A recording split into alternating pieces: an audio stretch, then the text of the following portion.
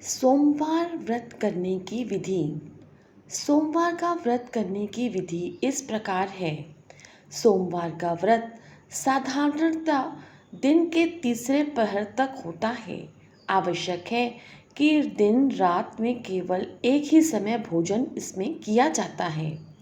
सोमवार के व्रत में भगवान शिव और माता पार्वती का पूजन किया जाता है। सोमवार के व्रत को 3 प्रकार से किया जाता है। साधारण प्रति सोमवार व्रत कथा, सौम्य प्रदोष और 16 सोमवार की कथा। विधि तीनों ही व्रत की एक जैसी है। शिव पूजन के पश्चात कथा सुननी चाहिए। कथा तीनों की अलग अलग है। सोमवार व्रत की कथा इस प्रकार है। एक साहूकार था जिसको धन आदि किसी भी प्रकार की कोई कमी नहीं थी, परंतु उसे एक ही दुख था कि उसे कोई संतान पुत्र नहीं था। इसी चिंता में वह दिन रात रहता और इसीलिए वह पुत्र प्राप्ति के लिए भगवान शिव जी का व्रत करता और पूजन किया करता था। शाम के समय शिव जी के मंदिर जाकर के दीपक जलाया करता था। उसके भक्ति भाव को देखकर श्री पार्वती जी ने शिव जी महाराज से कहा कि हे महाराज, यह साहूकार आपका अनन्य भक्त है और सदैव ही आपका व्रत और पूजन बड़ी श्रद्धा से करता है।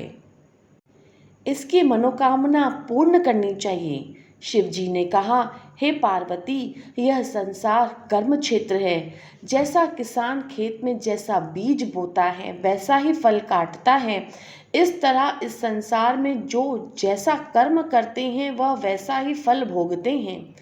पार्वती जी ने अत्यंत आग्रह से कहा कि हे महाराज, जब यह आपका भक्त है और यदि इसको किसी प्रकार का कोई दुख है तो उसको अवश्य दूर करना चाहिए, क्योंकि आप तो सदैव भक्तों पर दयालु हैं, उनके दुख दूर करते हैं। यदि आप ऐसा नहीं करेंगे तो मनुष्य क्यों आपकी सेवा व्रत पूजन किया करेंगे।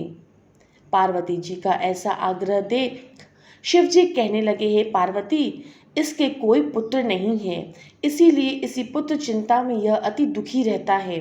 इसके भाग्य में पुत्र न होने पर भी मैं इसको पुत्र प्राप्ति का वरदान देता हूँ, परंतु वह पुत्र केवल 12 वर्ष की आयु तक ही जीवित रहेगा।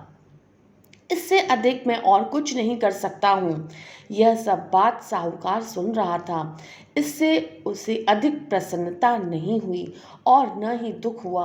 वह पहले की भांति ही वैसे ही शिव जी महाराज के सोमवार का व्रत करता और पूजन करता रहता। कुछ समय व्यतीत होने पर साहूकार की स्त्री गर्भवती हुई और उसके 10वें महीने में उसके गर्भ से अति सुंदर पुत्र की प्राप्ति हुई। साहूकार के घर खुशियां मनाई गईं, परंतु साहूकार ने उसकी केवल 12 वर्ष की आयु जानकर अत्यधिक प्रसन्नता प्रकट नहीं की और न ही किसी को यह भेद बताया। जब वह 11 वर्ष का हो गया तो उस बालक की माता ने उसके पिता से उसके विवाह आदि के लिए कहा, परंतु वह साहूकार बोला, मैं अभी इसका विवाह नहीं करूँगा, इसे काशी पढ़ने के लिए भेजूँगा। उस साहूकार ने बालक के मामा को बुलाकर बहुत सा धन देकर कहा, तुम इस बालक को काशी जी पढ़ने के लिए ले जाओ और रास्ते में जिस तरह भी जो यज्ञ करते और ब्राह्मणों को भोजन कराते जाना। दोनों मामा भांजे जगह जगह यज्ञ करते और ब्राह्मणों को भोजन कराने जा रहे थे। तभी रास्ते में एक शहर पड़ा। उस शहर के राजा की कन्या का विवाह था और दूसरे लड़के के राजा का जो विवाह के लिए बारात लेकर आया था वह एक आंख से काना था। उसके पिता को इस कारण इस बात की चिंता थी कि कहीं वर को देखकर कन्या के माता पिता विवाह में किसी प्रकार की अड़चन न पैदा कर दें। जब उसने अति सुंदर सेठ के लड़के को देखा तो मन में विचार किया, क्यों न ढुकाव के समय इस लड़के से वर का काम चला लिया जाए।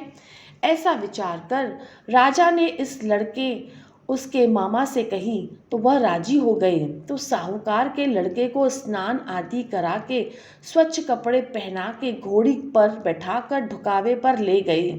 इस प्रकार सभी कार्य आसानी से हो गया। अब राजा ने सोचा कि यदि विवाह का कार्य भी इसी लड़के से करा दिया जाए तो क्या बुराई है। ऐसा विचार करके उसके मामा से कहा, यदि आप फेरों और कन्यादान का भी काम कर दें तो आपकी बड़ी कृपा होगी।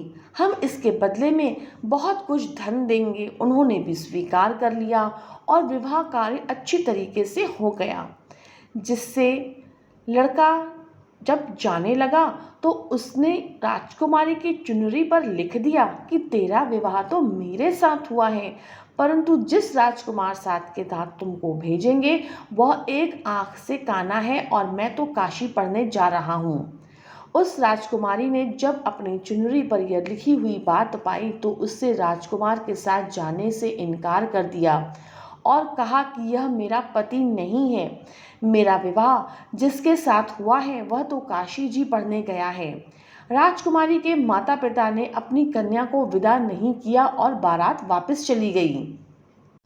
उधर सेठ का लड़का और मामा काशी जी पहुंच गए। वहां जाकर उन्होंने यज्ञ करना और लड़के ने पढ़ना शुरू कर दिया। जब लड़के की आयु 12 वर्ष की हो गई तब एक दिन उन्होंने यज्ञ रखा था कि उस लड़के ने अपने मामा जी से कहा कि मामा जी आज मेरी तबीयत कुछ ठीक नहीं है। मामा जी ने कहा अंदर जाकर सो जाओ। लड़का अंदर जाकर सो गया और थोड़ी ही देर में उसके प्राण निकल गए।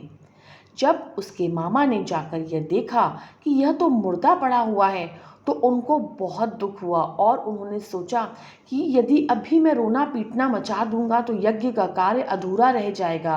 अतः उन्होंने जल्दी से यज्ञ का कार्य समाप्त कर ब्राह्मणों के जाने के पश्चात रोना पीटना प्रारंभ कर दिया।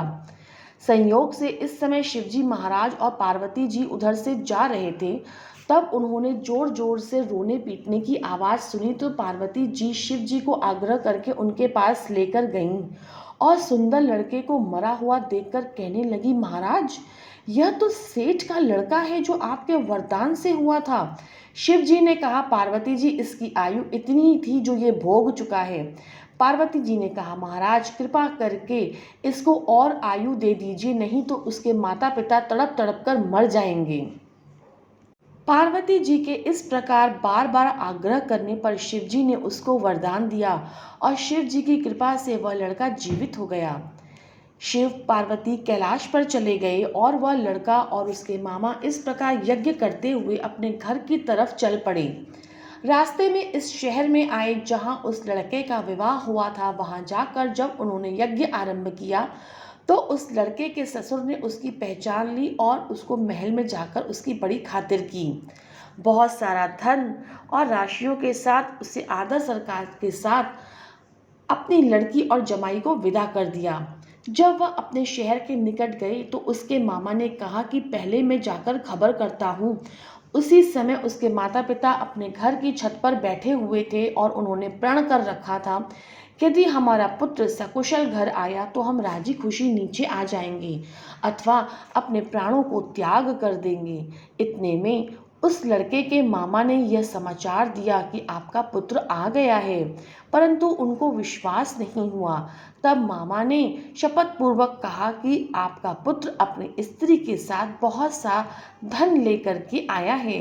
तो सेठ ने बड़ी प्रसन्नता के साथ उसका स्वागत किया और वह आनंद के साथ रहने लगे।